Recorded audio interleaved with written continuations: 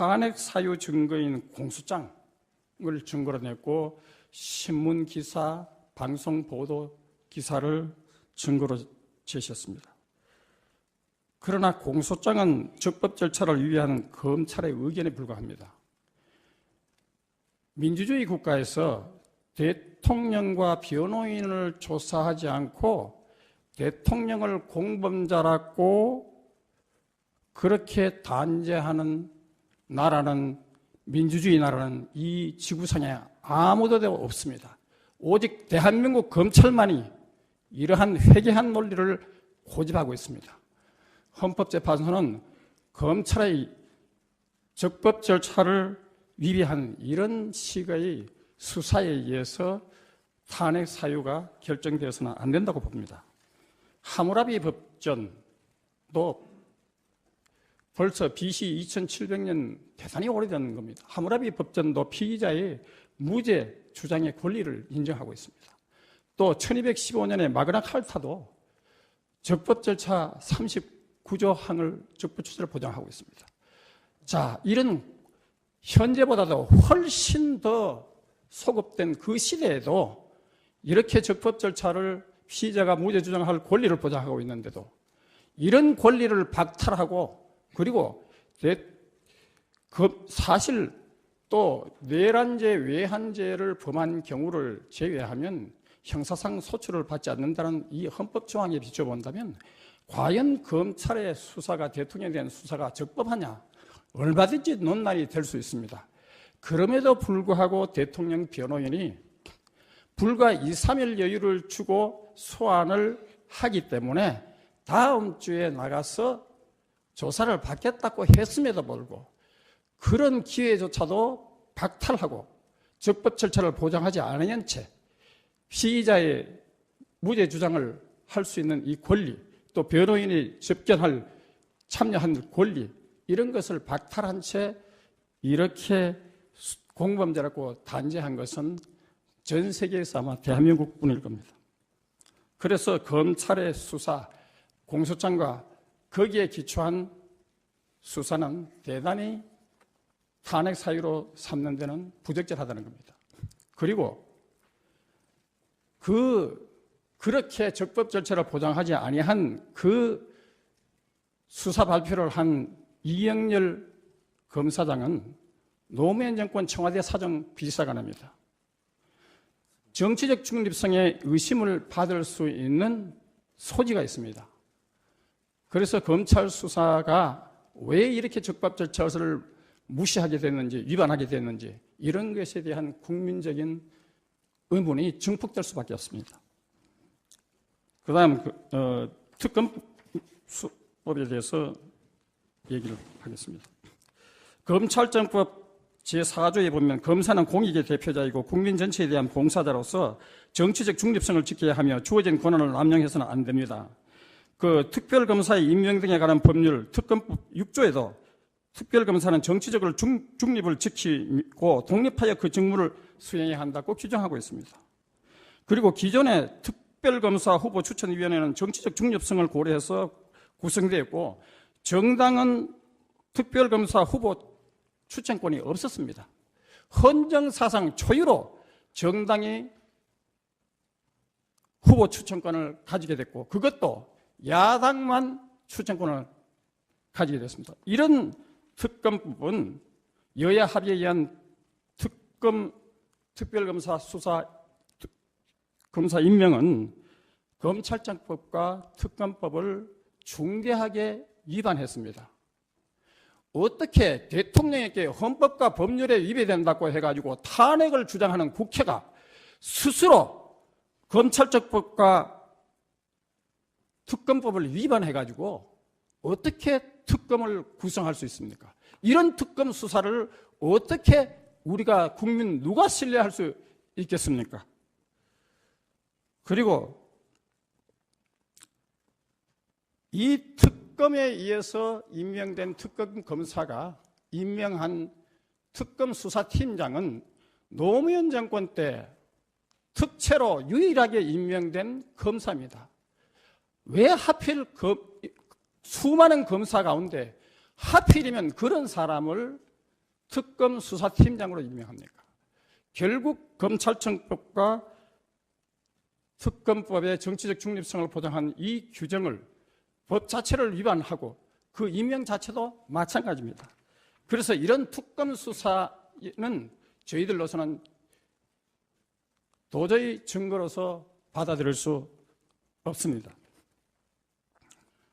그리고 또 국회에서 탄핵 소유 증거로 신문 기사와 방송 보도를 증거 자료로 제출했습니다.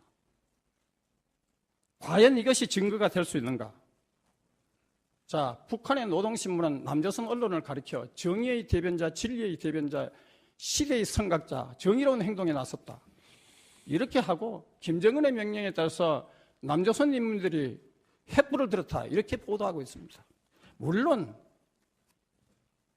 탄핵을 주장하는 사람들이 다 이렇게 남조선 언론과 북한의 노동신문과 그리고 여기에 동조한다는 뜻은 취지는 아닙니다. 그러나 어떻게 한국의 그야말로 산업화와 민주화의 빛나는 전통을 갖고 있는 대한민국의 언론이 어떻게 11년 연속 유엔의 인권 탄압 결의를 받고 인권 개선 촉구를 받고 있는 북한의 언론에 의해서 이렇게 입에 침이 마르도록 극찬을 받고 있습니까? 이런 언론 기사 이걸로서 탄핵 사유로 결정한다면 이거야말로 중대한 헌법 위반이라고 보여집니다.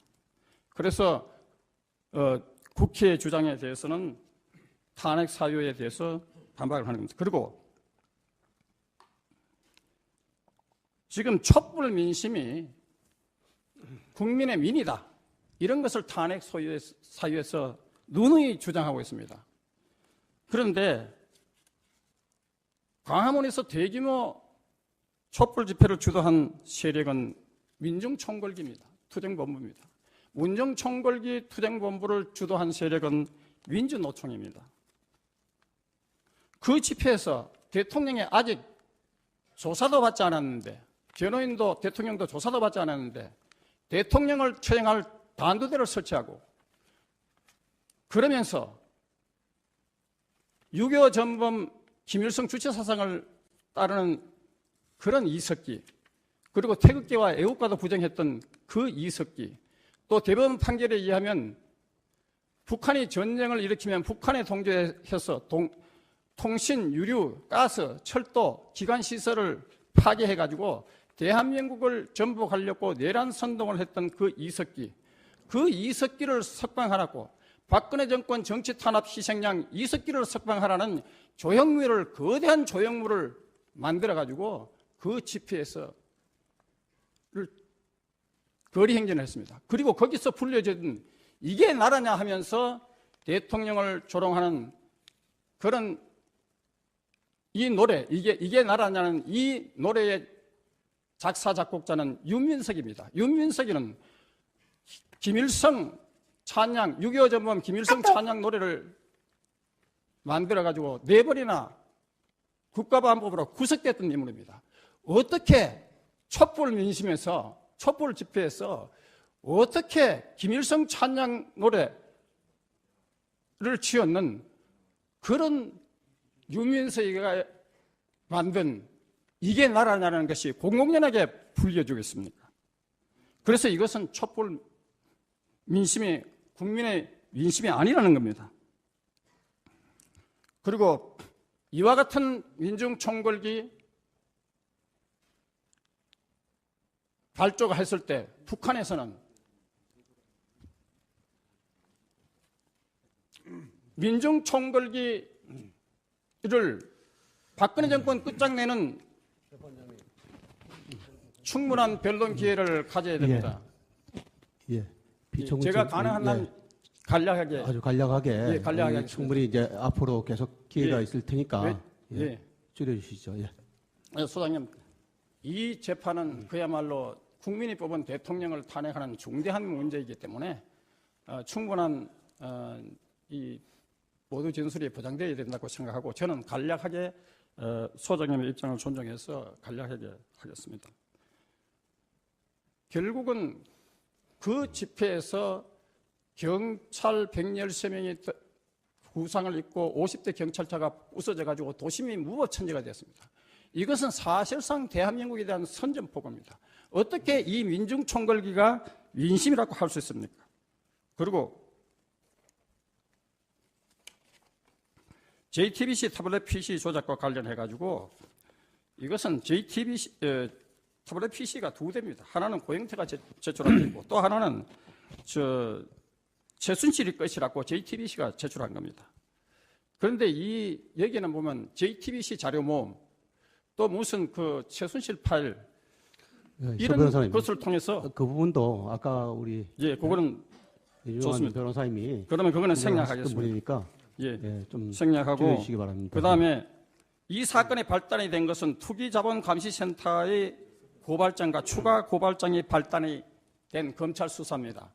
여기에 의해서 수사가 이루어졌습니다. 그런데 이 투기자본감시센터의 사무실 주소는 민중총궐기를 주도한 민노총의 사무실을 두고 있습니다. 그리고 이 투기자본감시센터는 론스타에서 더 문제 삼지 말아달라 이렇게 해가지고 7억을 수수해가지고 2015년도에 지역 2년을 선고받은 그런 단체입니다. 그런데 여기서 더 문제 삼지 말아달라고 하면서 받은 그 7억 원이라는 그에게 돈이 그 사람 전 대표의 개인에 사용했겠느냐? 아니면 그 단체에도 더 문제 삼지 않기 위해서 배분되었을 개연성도 큽니다. 재판장님. 그래서 이런 그래서 왜냐하면 이것이 바로 고발장입니다. 이 고발장에 잠깐만 우리 소추위원 측에서 의견이 있으시니까 한번 들어보겠습니다. 예. 앉아서 말씀드리겠습니다. 지금 우리 피청구인 대리인의 주장 내용은 탄핵 소추 사유에 규정된 사유가 사실이냐 아니냐 그 부분에 대한 진술이 이루어져야 되는데 그와 관계없는 소위 말하는 시위를 누가 주동했느냐 또 시위 주동 단체의 성격이 뭐냐 이거는 탄핵 소추 사유와 전혀 무관한 사유입니다. 그래서 탄핵 소추 사유에 대해서 그것이 사실이 아니다. 사실이 아니면 무슨 이유 때문에 사실이 아니다라는 것을 진술해 주셔야지. 그러면 소추 사유와 무관한 얘기를 계속 하는 부분에 대해서는 재판장님께서 제재를 해주시기 바랍니다. 고발한 단체. 잘 알겠습니다. 저희 서 변호사님. 구체적으로 더 하실 말씀 있으시면은 그 서면으로 제출하시고 그러면 여기다 이 소추 사실에 대한 의견만 간략하게 해서 줄여주세요. 그러면 이렇게만 시작하겠습니다. 지금 국회는 다수결로 국회에서 탄핵했다는 것을 강조를 하는데 물론 민주주의는 다수결을 따르지만 구스타브 라드부르가 지적하듯이 상대주의적 관용을 원칙으로 하고요. 그래서 민주주의 다수결에 의해 가지고 실제로 소크라테스도 배심 재판에서 사형 선고를 받고 예수도 군중 재판에서 십자가를 졌습니다. 그래서 다수결이 함정을 선동하는 그런 언론 기사 이런 것에 의해 가지고 또 부정확하고 부실한 자료에 의해서 증폭될 때는 민주주의가 다수결이 대단히 위험할 수 있다는 것을 말씀드리겠습니다. 그리고 이제 제 끝을 내겠는데요. 소크라테스가 자기가 마지막에 사형 그걸 받고 유언적인 말을 했는데요. 그러면서 나를 고소한 사람들은 나를 중상모략했다. 여러분들의 길을 막아놓고 중상모략을 했다. 또 이렇게 하면서 나는 사형장으로 가고 여러분은 살기 위해서 갈 것입니다. 그러나 어느 쪽이 더 좋은 것이 기다리고 있는지 신 이외에는 아무도 알지 못합니다. 자, 이런 얘기를 했습니다. 저는 아무리 언론이 이제 끝내겠습니다. 아무리 언론이 자유민주주의 헌법 질서를 지키는 태극기 집회를 외면하고 북한의 노동신문이 한국 언론을 진리와 정의의 대변자라고 극찬을 하더라도 우리는 두려워하지 말아야 합니다. 아무리 괴담과 유언비어가 남남 갈등과 극도의 혼란을 조장하더라도 대통령의 7시간과 관련해서 대통령은 인격 살인과 온갖 모욕을 당했습니다. 아무리 그런 조장을 하더라도 강하고 담대하게 한국을 지킬 것입니다. 일제 식민지에서 해방시켜주고 중국과 러시아의 사주를 받은 북한의 6.25 무력 남침에도 한국을 지켜주신 신의 섭리가 헌법 수호의 마지막 최후의 보루인 헌법재판소를 보호하여 국민에게 희망을 주는 복음을 주실 것을 기도드립니다. 감사합니다. 예.